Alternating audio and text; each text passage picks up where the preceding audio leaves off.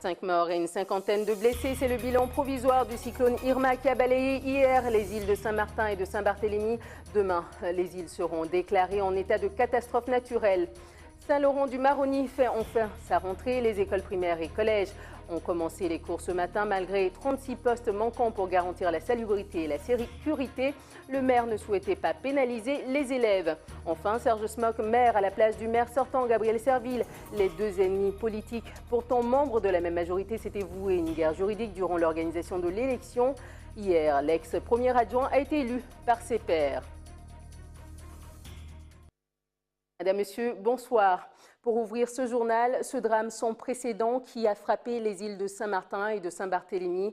5 morts et une cinquantaine de blessés, un bilan provisoire. Récit d'une semaine hors du commun. Reportage de nos confrères d'ATV Guadeloupe.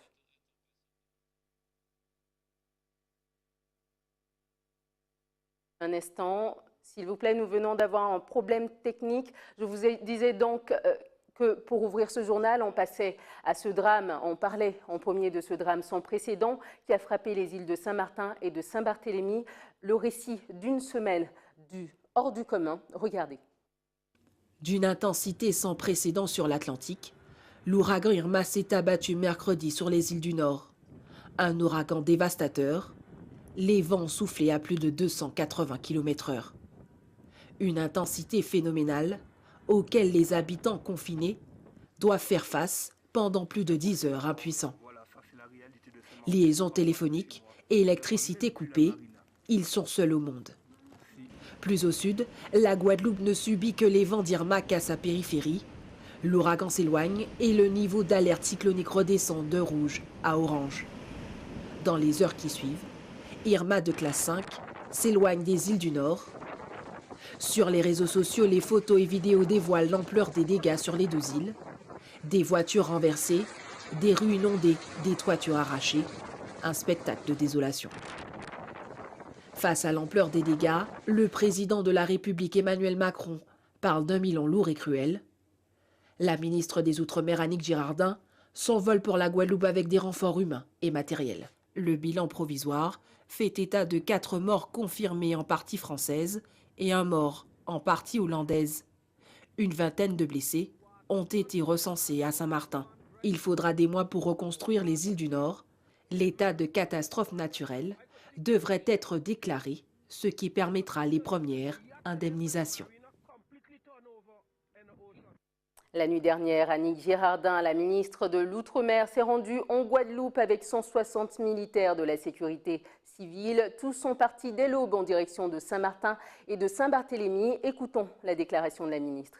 Dire que depuis déjà hier, les moyens sont en place. Moi, je suis arrivée en Guadeloupe avec de nombreux moyens supplémentaires. Ce matin, par un navire de Pointe-à-Pitre, des hommes sont arrivés avec moi, de l'eau, des rations.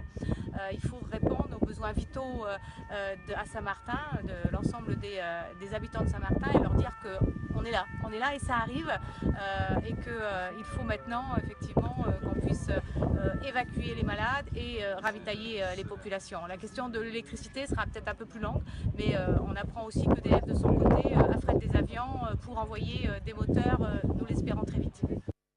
Les équipes de sauvetage ont à peine commencé à explorer les deux îles dévastées par l'ouragan Irma. Le Secours catholique, la Croix-Rouge, le Coreca, les bénévoles, une importante chaîne de solidarité est en train de se mettre en place pour venir en aide aux sinistrés. Regardez. Des médecins, infirmiers et étudiants en médecine mobilisés et solidaires suite au passage d'Irma dans les îles du Nord. Ce collectif de professionnels de la santé a lancé un appel aux dons. La collecte a débuté ce matin.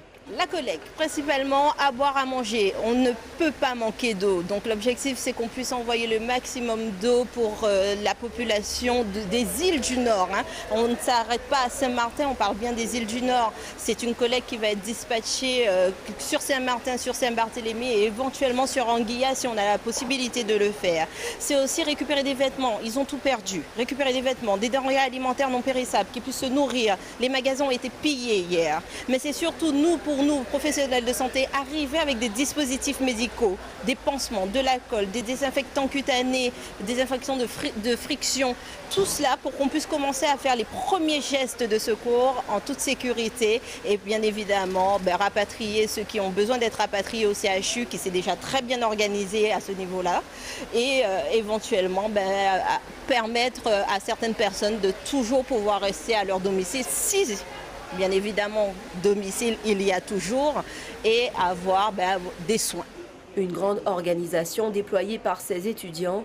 Denrées alimentaires et vêtements sont triés et rangés par catégorie pour faciliter la distribution. On les taille un peu par catégorie, donc tout ce qui est bas, haut, l'âge aussi, et si c'est homme ou pour femme. Voilà. On vérifie aussi la qualité, si c'est en bon état, si ce n'est pas trop sale aussi, que ça a été lavé. Ici, tout est accepté, ou presque. Alors, par exemple, ce vêtement-là, il est un petit peu trop personnel. Parce qu'il y a les parties intimes qui sont en contact, donc on va pas le mettre, on va pas l'envoyer celui-là. On va le mettre hors du tri.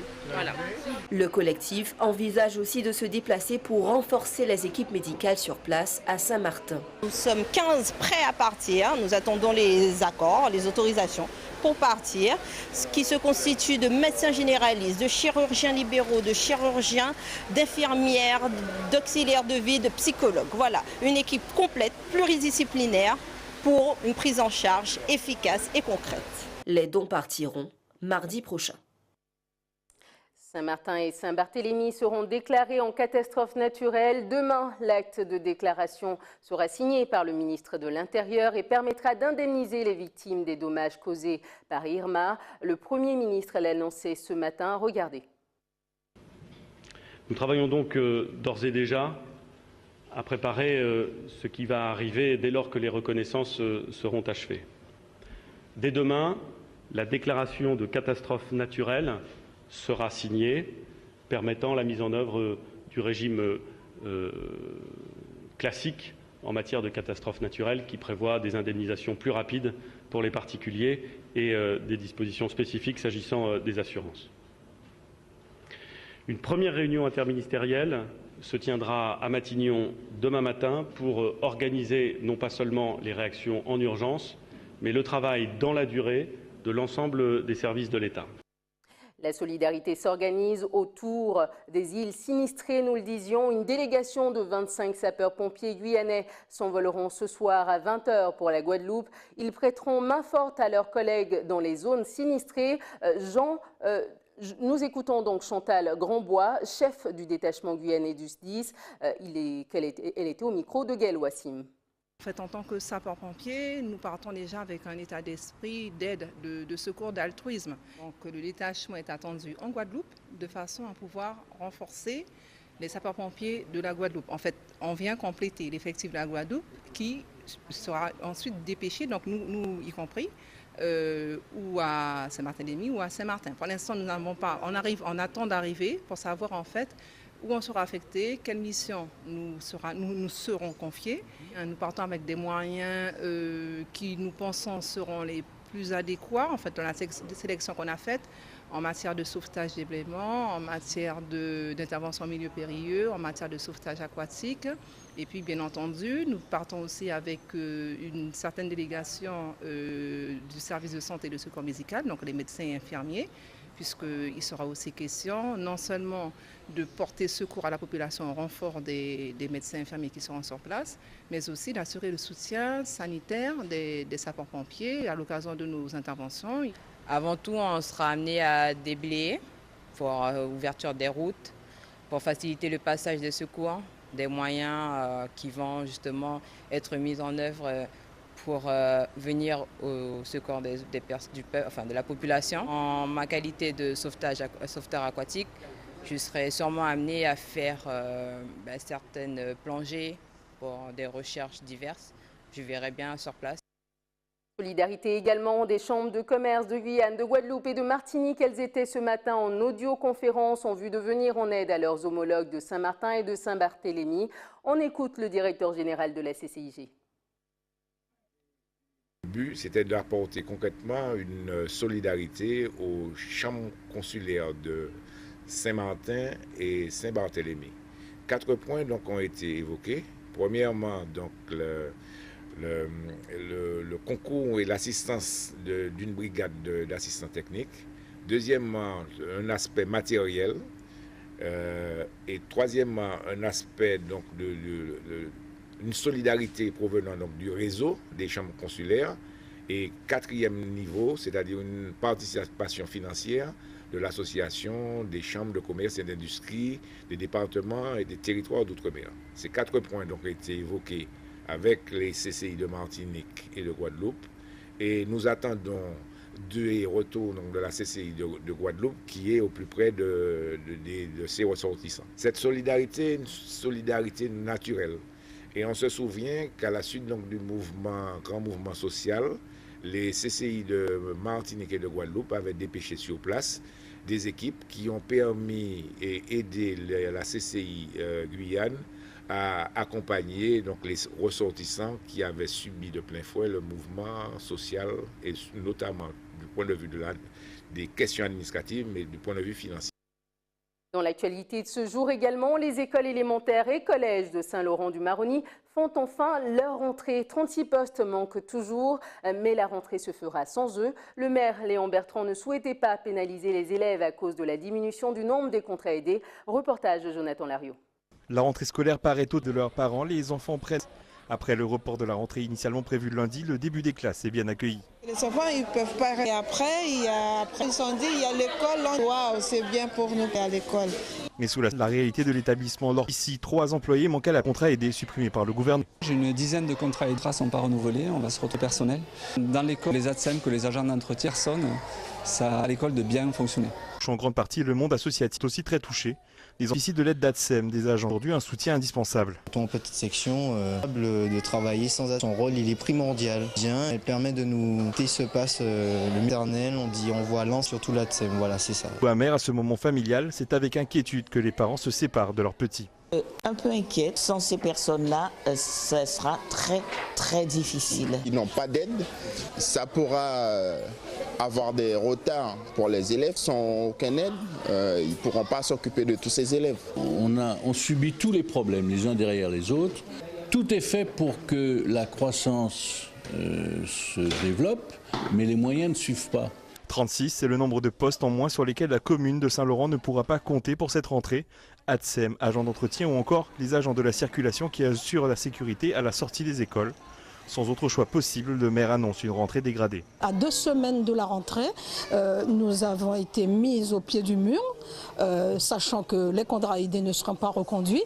Donc il a fallu réorganiser tout le service. Par exemple, cette école, l'Ampolus, on a ouvert, il y a 3 contrats aidés en moins, ce qui fait qu'on est amené à avoir une ATSEM pour 2 classes. Ça ne va pas se voir tout de suite, mais au fil du temps, c'est-à-dire tout au long de l'année, avec les contrats que nous allons perdre, ça va s'empirer.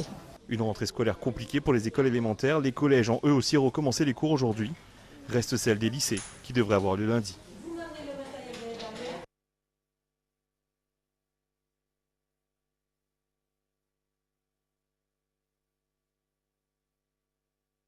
Excusez-nous pour ce petit contretemps. Pour en parler ce soir de ce sujet, nous recevons le recteur de Guyane, Alain Ayong Le Kama. Bonsoir. Merci d'avoir accepté notre invitation. Comment se fait-il que les écoles et collèges de Saint-Laurent-du-Maroni soient encore dans cette situation aujourd'hui? Laquelle des situations? Il manque 36 personnes pour encadrer les élèves, il manque du personnel, de sécurité, de salubrité pour les élèves. Comment ça se fait? Non, mais vous savez, comme tous, qu'il y a eu effectivement une légère coupe sur les contrats aidés. Et ces personnels-là sont des personnels qui sont souvent embauchés sous contrat aidé. Et évidemment que dans ces conditions-là, j'ai déjà salué le fait que le maire de Saint-Laurent permette quand même qu'il y ait une rentrée scolaire. Donc je l'ai salué hier, je le remercie.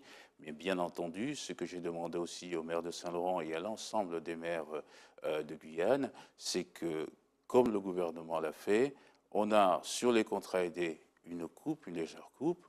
On se retrouve très bien en Guyane, Oui. et que dans ces conditions-là, il faudrait mettre les priorités. Les priorités dans les services municipaux peuvent être réservées à l'éducation. Mais la quasi-totalité des contrats aidés ont été remis, maintenus pour les communes de Guyane.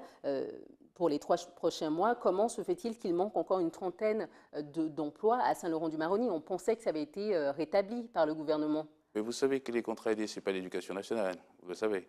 Et donc, comme ce n'est pas l'éducation nationale, je n'ai pas une vision extrêmement claire de la répartition de l'ensemble des Mais plus vous, de en tant 900. que recteur, vous avez sans doute un point de vue là-dessus, une main dessus, pour permettre de faire en sorte que tout cela se passe dans les règles. C'est pourquoi je dis, c'est vrai qu'il y aura une perte marginale de contrats aidés en Guyane.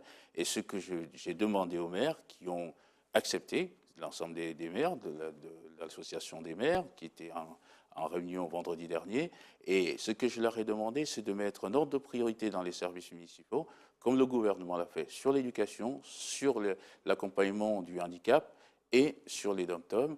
Et donc je demande aux maires de mettre l'éducation en priorité. Ce que beaucoup ont fait, je vous confirme que beaucoup l'ont fait, ils ont effectivement réduit d'autres services municipaux et ils ont favorisé, ils ont maintenu tous les contrats aidés dans l'éducation nationale. Donc c'est ça que je demande à l'ensemble des maires. Alors, la rentrée a commencé déjà depuis une semaine. Pourquoi 600 élèves sont toujours en attente d'affectation? Oui, mais ce n'est pas un phénomène nouveau. C'est-à-dire que c'est les nouveaux arrivants dans l'académie. On a le CASNAV qui s'en occupe. Et ce que vous avez remarqué, j'espère, et j'en suis certain, c'est que nous avons totalement rénové les conditions d'accueil de ces nouveaux arrivants. Mais ils arrivent en cette période.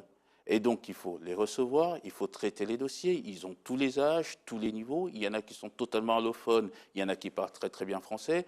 Et donc, il faut évidemment essayer de trier pour savoir dans quel type de niveau et dans quel type de classe on les inscrit. Et donc, ça prend du temps. Et ce n'est pas... Combien de temps?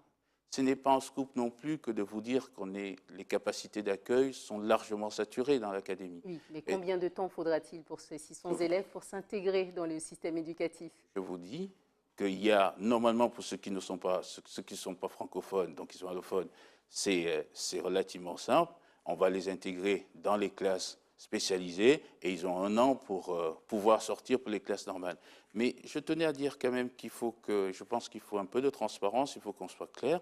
Ce n'est pas un phénomène nouveau, premièrement, et de tout le monde en Guyane, c'est on est saturé dans les classes. Et donc, je m'excuse auprès des parents d'élèves, on a des constructions scolaires à venir, mais en attendant qu'elles arrivent, évidemment, il faut faire avec. Et on a des classes aujourd'hui, en collège, en lycée, qui sont à 28, voire même à 30 élèves. On n'a pas le choix, on ne va pas pousser les murs. Et en attendant les constructions scolaires qui arrivent dans 3, 4 ans, 5 ans, il faut faire avec ce qu'on a. Donc on essaiera, on a la volonté de les placer au plus vite, mais comprenez qu'on est obligé de les tester, de les trier, de mettre dans les bonnes classes et surtout de trouver des places d'accueil dans les établissements. Donc c'est pas aujourd'hui, combien de classes, combien d'établissements manque-t-il en Guyane pour faire en sorte que tous les élèves aillent à l'école en fait? Aujourd'hui, sur les 80 000 élèves de Guyane, je pense que non. C'est vraiment... il faut avoir... Aujourd'hui, on a sur les collèges et lycées généraux, surtout les lycées généraux, la tension n'est pas très dure. On y est arrivé. La difficulté aujourd'hui, c'est tout ce qui est professionnel. Aujourd'hui, sur les lycées professionnels, on a encore en attente quelque chose comme aux environs de 300 élèves qui correspondent à combien d'écoles à peu près? Qui correspondent, je parlais des lycées. Oui. Non, 300 élèves, ce n'est même pas un lycée entier. Mais ce n'est pas ça la question en Guyane. La question en Guyane, c'est que la pression démographique est forte, donc il faut anticiper. Même si on y est arrivé cette année, on va arriver cette année à mettre tous les élèves de 6e en collège, vu de la croissance démographique, ce sera extrêmement tendu l'année prochaine. Vu la croissance démographique dans les lycées, je ne sais pas si on y arrivera l'année prochaine parce que tout simplement, même pour mettre, vous savez, des bungalows, on arrive à mettre des bungalows dans les lycées. Aujourd'hui, dans cette ville de Guyane, il n'y a même plus 1 mètre carré de foncier pour pouvoir poser un bungalow dans les lycées. Alors, vous êtes un exécutant, le gouvernement doit sans doute agir dans ce cadre. Qu'est-ce que vous avez comme liste de revendications auprès du gouvernement? Il doit y avoir sans doute des choses à faire pour améliorer la situation. Il ne vous a pas échappé qu'il y a un plan d'urgence Guyane qui a été signé et qu'il y a les assises qui arrivent, et que dans ce plan d'urgence Guyane, il ne vous a pas échappé non plus qu'il y a 400 millions qui sont réservés aux constructions scolaires, collèges et lycées, et écoles primaires. Non, c'est juste une question de transition. C'est une question de transition, c'est-à-dire que malheureusement, malgré, et je salue son activisme là-dessus, le président de la CTG, malgré sa volonté forte d'aller vite sur les constructions, on sait qu'on a une phase de transition qui va être difficile à gérer, il faut le dire très sincèrement, et qu'on aura les places, mais il faut juste attendre que les constructions se fassent. Vous savez, un lycée, ça ne sort pas de terre en un mois ni en 2 mois. Et donc, on a une transition à gérer qui va être dure. Et je demande à chacun des parents de comprendre que si aujourd'hui, dans un lycée, son enfant qui devait être dans une classe de 25 est dans une classe de 28, évidemment que c'est des choses qui vont arriver. Et aussi, je m'excuse déjà auprès des personnels enseignants qui vont avoir des classes de ce type-là, qui font des efforts considérables pour pouvoir absorber tous ces flux de démographie. Voilà, on essaye de faire, on essaye de répartir au mieux pour pas que ça grève la qualité de l'éducation, mais bien entendu, tout le monde sait qu'évidemment, on a des gros problèmes de capacité d'accueil qui seront résolus à terme grâce au plan d'urgence Guyane. Alors, vous êtes arrivé en début d'année, en janvier, et vous avez été reçu assez froidement par le collectif Parents recteurs guyanais. Au bout de 8 mois de présence sur le territoire, la première fois pour vous d'être recteur d'académie, quel bilan tirez-vous de ces premiers mois d'activité ?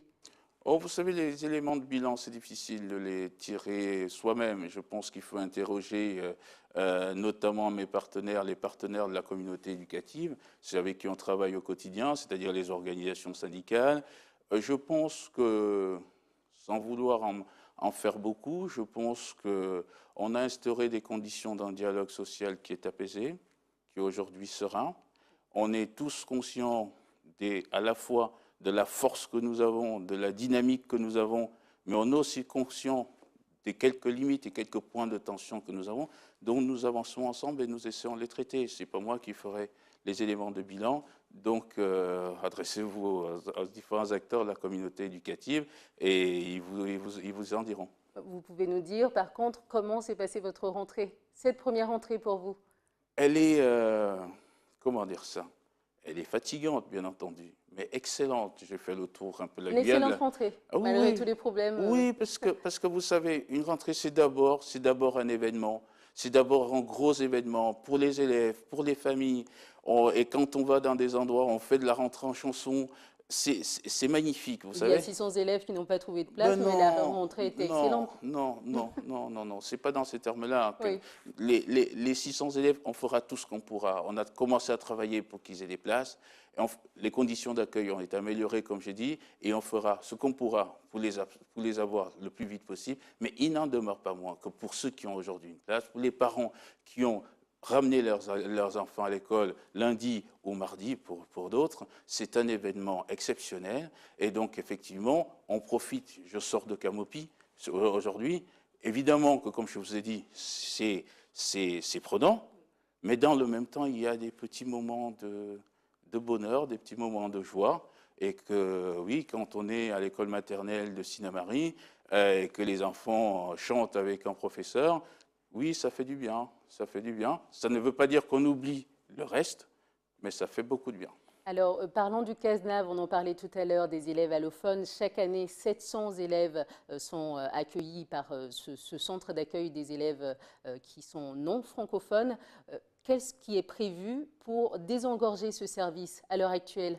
Oui, on a des classes dites, des classes spécifiques. Je vais utiliser un jargon de l'éducation nationale, on appelle ça des UP2A, c'est des classes spécialisées dans lesquelles, évidemment, on a une formation en français pour les élèves allophones, une information en français qui dure plus ou moins de temps en fonction des capacités de chacun à apprendre la langue. Et donc, on a ces classes spécialisées avec des effectifs réduits dans ces classes-là pour permettre d'accélérer la formation et de les intégrer le plus vite dans le système normal. Donc il y a... Alain Yongle-Kama, recteur de l'Académie de Guyane, merci d'avoir accepté notre invitation. Merci à vous. Cette tranche d'information avec le volet politique, Serge Smock du Parti socialiste guyanais est le nouveau maire de Matoury. Il a été élu hier soir à l'issue de 3 tours, à la grande surprise de certains membres de sa majorité. Une élection dans un climat de tension générale. Reportage de Stéphane Govindin. Les Matouriens étaient présents en nombre hier à la mairie de Matoury pour assister à l'élection du nouveau maire de la commune.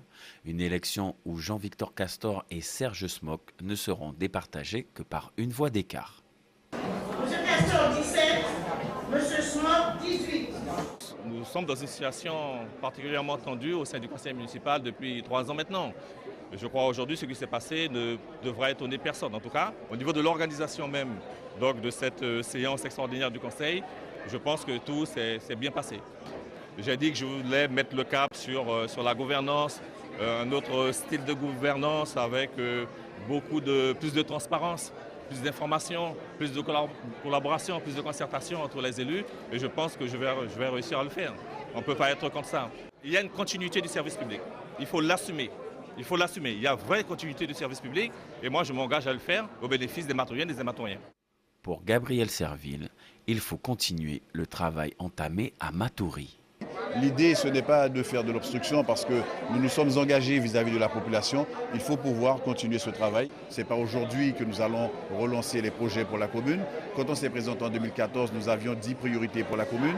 On s'est mis au travail. Là maintenant, il faudra faire en sorte qu'on conduise les chantiers à leur terme, c'est-à-dire jusqu'en 2020.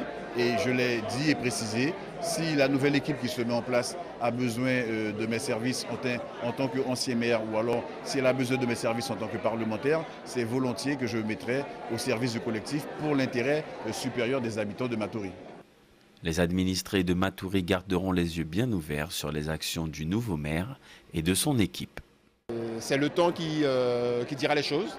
Donc on attend, mais c'est clair que les administrés seront là pour pousser aussi, pour que les choses avancent.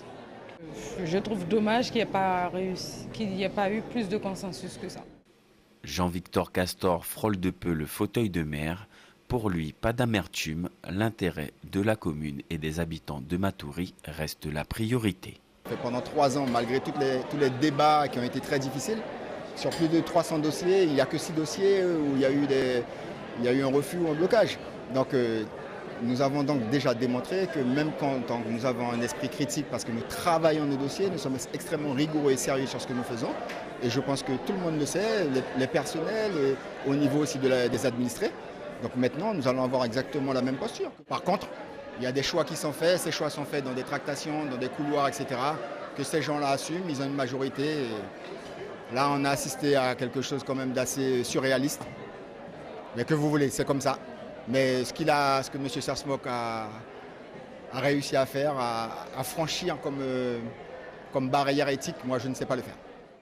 Reste à savoir si le nouveau maire Serge Smock trouvera une organisation cohérente pour Matoury. C'est la fin de cette édition. Je vous en rappelle les principaux titres. 4 morts et une cinquantaine de blessés. C'est le bilan provisoire du cyclone Irma qui a balayé hier Saint-Martin et Saint-Barthélemy. Demain, les îles seront déclarées en état de catastrophe naturelle pour faciliter l'indemnisation des victimes. Saint-Laurent-du-Maroni fait enfin sa rentrée. Les écoles primaires et collèges ont commencé les cours ce matin. Malgré 36 postes manquants pour garantir la salubrité et la sécurité, le maire ne souhaitait pas pénaliser les élèves. Serge Smock, maire à la place du maire sortant de Gabriel Serville. Les 2 ennemis politiques, pourtant membres de la même majorité, s'étaient voués une guerre juridique durant l'organisation de l'élection. Hier soir, l'ex-premier adjoint a été élu par ses pairs. Merci de nous avoir suivis. Prochain point de l'actualité dans quelques instants avec nos confrères de BFM TV. Je vous souhaite une excellente soirée sur ATV Guyane.